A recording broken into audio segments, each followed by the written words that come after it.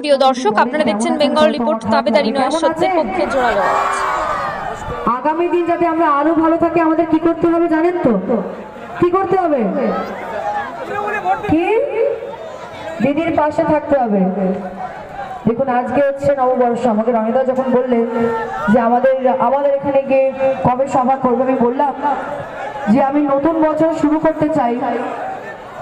এই উত্তর বসিরহাটের মানুষকে আমি শুভেচ্ছা জানি। তাই প্রত্যেকজন যারা আজকে এখানে উপস্থিত রয়েছে সবাইকে জানাই আমার অনেক অনেক অভিনন্দন, শুভ নববর্ষ।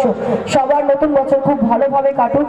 মঞ্চে উপস্থিত আমার গুরুজনদের জানাই আমার শ্রদ্ধা এবং প্রণাম। আর সত্যি খুব ভালো লাগছে যে আজকে এখানে অনেকগুলো জনসভা করেছি। যে জনসভায় দেখেছি আমার মা বোনেরা রয়েছেন এতটা সংখ্যায়, আমার সত্যি সত্যি খুব ভালো লাগে। আমার মনে হয় দিদির এটাই স্বপ্ন ছিল এবং এই স্বপ্নটা দিদি পুরো করতে পেরেছেন। আমাদের মা বোনেরা আজকে আমাদের সবাইকে আলোকিত করেছে। অসংখ্য ধন্যবাদ আজকে এখানে আসার জন্য। এটাই বলবো যে দিদির উন্নয়ন, মানুষের জীবনে পরিবর্তন আনাটা আমরা সবাই দেখেছি, আমরা উপভোগ করছি। সেটাকে আমি আর আলাদা করে বললাম না, আলাদা করে উল্লেখ করছি না। দিদি এখানে প্রকল্পের বন্যা বইয়ে দিয়েছে, সেই প্রোগ্রামগুলো সব আমরা উপভোগ করছি। আমি তো আসতাম ভাই। আজকে দিদির মমতার আঁচলের তলায় বাংলার প্রত্যেকটা মানুষ সুরক্ষিত। আপনাদের কাছে ক্ষমতা আছে ভোট দেওয়ার, সেই ক্ষমতাটা আপনারা নষ্ট করবেন না। সঠিক নির্ণয় নেবেন, সততার পাশে থাকবেন। আমি জানি বাংলার মানুষ আজকে কোনোদিন ভুল বা মিথ্যের পাশে থাকেনি। আমাদের মন পরিষ্কার, আমরা সততার পাশে থাকি, আমাদের মন ভীষণ উদার, আমরা মানুষকে ভালোবাসতে পারি, আমরা ভুল ভাল কোনো কথায় কান দেব না।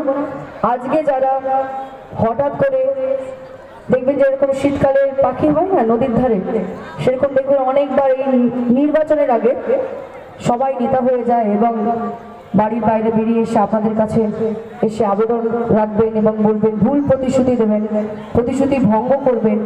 আমি বহু জনসভায় এটাও আগে বলেছি যে বাংলার মানুষ একটু চপ খেতে ভালোবাসলেও তাদেরকে ঢপের চপ খাওয়ানো যাবে না। আমি এর আগেও এটা বলেছি। আমিও তো চপ খেতে ভালোবাসি, তাই বলে ঢপের চপ আমিও খাবো না। আমি এই বাংলার মেয়ে এবং আমাকে যখন দিদি বসিরহাট থেকে প্রার্থী করেন, আমি দিদিকে কথা দিয়েছি যে বসিরহাটের প্রত্যেকটা মানুষকে আমি নিজের পরিবারের মতো দেখব এবং আমি এই কথাটা রাখবো। দেখুন, আমি মিথ্যে কথা কোনোদিন বলি না। আমি যে ইন্ডাস্ট্রি থেকে আসি সেখানেও সবাই জানেন যে আমি মিথ্যের পাশে নেই, আমি মিথ্যেতে কোনোদিন সাই দিই না। তো আপনাদের এটাই বলবো যে এটা মনে করবেন না যে আজকে নুসরাত নায়িকা বলে আমাদের প্রার্থী হয়ে আমাদের মধ্যে এলো, তাকে আমরা জিতিয়ে দিলাম, তারপর আর তাকে দেখতে পাচ্ছি না। এইটা আপনারা কোনোদিন মনে করবেন না, কারণ আমি আপনাদের মধ্যে থাকার জন্যই আজকে এখানে এসে উপস্থিত এবং আপনাদের হয়ে আপনাদের জন্য কাজ করব বলেই আমাকে দিদি এখানে পাঠিয়েছেন। সেই সুযোগটা আপনাদেরকে আমাকে করে দিতে হবে। তবে আমাকে ভোট দেবেন না, দরকার নেই আমাকে ভোট দেবার। ভোট তাকে দেবেন যিনি আপনাদের জন্য ভাবছেন 24 ঘন্টা, যিনি মানুষের উন্নয়নের জন্য ভাবছেন, যিনি গরিব মানুষের দুঃখ কষ্ট বেদনা বোঝেন, তার জন্য ভোট দেবেন। আমাকে দিতে হবে না। আমাকে শুধু নিজের কাছে রাখবেন, আপনার আশীর্বাদ করবেন, আপনাদের দোয়ার হাত আমার মাথার উপর রাখবেন, এটাই অনেক। আর যারা এত বড় বড় কথা বলছে আজকে বিরোধী দলের লোকজনরা, সে বিজেপি হোক আর সিপিএম হোক, 34 বছর ধরে তারা কি করেছে বাংলায় সেটা আমরা দেখেছি। কোনো উন্নয়ন হয়নি, অথচ বাংলা বরবাদ হয়ে গেছিল। এই দিদি আমাদের আবার মানুষকে নতুন করে বাঁচার রাস্তা দেখিয়েছে এবং আমাদের দলনেত্রী যে পথে আমাদেরকে চলতে বলবেন আমরা সেই পথেই চলবো, কারণ এটা হচ্ছে উন্নয়নের পথ। আমরা এখানে জনগণের সরকার করি, আমরা এখানে লোকদাঙ্গার সরকার করি না, কূটনীতি রাজনীতি আমরা এখানে করি না। মানুষের স্বার্থে এখানে কাজ হচ্ছে, এটা তো আপনারাও দেখেছেন। একটু সাই দিয়ে আমাকে বলবেন, শুধু আমি কথা বলে গেলে আমার মনে হবে যে আমি কি ভুল বলছি। ঠিক বলেছি মায়েরা? বলুন, হাত তুলে একবার আমাকে বলুন হ্যাঁ আমি ঠিক বলেছি। বাকিদের হাত নেই?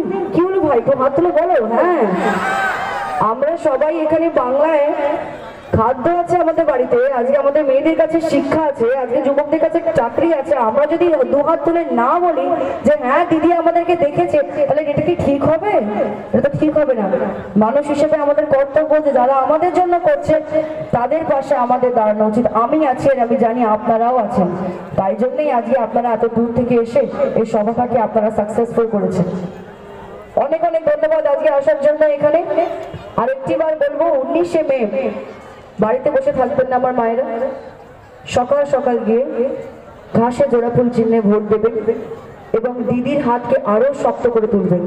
আমি এটাই বলতে পারি যে আপনাদের মাঝখানে যখন আমি থাকবো, আপনাদের সুবিধে অসুবিধার পাশে যখন আমি থাকবো, আপনাদের যা প্রয়োজন হবে আমি আপনাদের আওয়াজ হয়ে সেটা আমি দিদির কাছে পৌঁছে দেবো এবং দরকার পড়লে আমি দিল্লি অব্দিও পৌঁছে দেবো। এইটাই আমি আপনার থেকে বলতে চাই। আর আমি ভুল প্রতিশ্রুতি দিই না, আমি যখন মঞ্চে দাঁড়িয়ে আমি এই কথাটা বলছি, আমি কোনোদিন এই ভুল প্রতিশ্রুতি দিই না। যে আজকে মানুষেরা এত যে কথা বলে যাচ্ছে চারিদিকে, এই যে ধর্মের পতাকা নিয়ে চতুর্দিকে ঘুরে যাচ্ছে, আপনারা আমাকে জোর চিৎকার করে জানিয়ে দিন, আমরা কি এই ধরনের ভুলভাল মানুষের সাথে থাকবো? আপনাদেরকে আমাকে একটু বিশ্বাস দেখাতে হবে, একটু সাহস জুগিয়ে দিতে হবে। আপনারা বলবেন থাকবো কি? এইটাই আমি জানতে চেয়েছিলাম, কারণ আমি নুসরাত জাহান হলেও আমি সমস্ত ধর্মকে সম্মান করি এবং কোনো ধর্মের নাম ধরানোর আমাদের বা আমাদের পার্টির কোনো ইচ্ছে নেই। আমরা সর্বধর্ম সম্মান করি এবং দিদির কাছে শিখেছি যে ধর্ম যে মানুষের পরিচয় হয় না, মানুষের পরিচয় তার কর্ম হয়। এই বিশ্বাসের সঙ্গে আমি আপনাদের আশীর্বাদ কামনা করলাম। আপনারা খুব খুব খুব ভালো থাকবেন। এবং যেহেতু দাদারা এসে এখানে রিকোয়েস্ট করে গেলেন যে যেহেতু আজকে নববর্ষ, আমার দর্শক বন্ধুদের জন্য যদি আমি দুটো লাইন গান করি, আপনাদের অনুমতি যদি হয় তাহলে নিশ্চয়ই করবো। একবার Press the bell icon on the YouTube app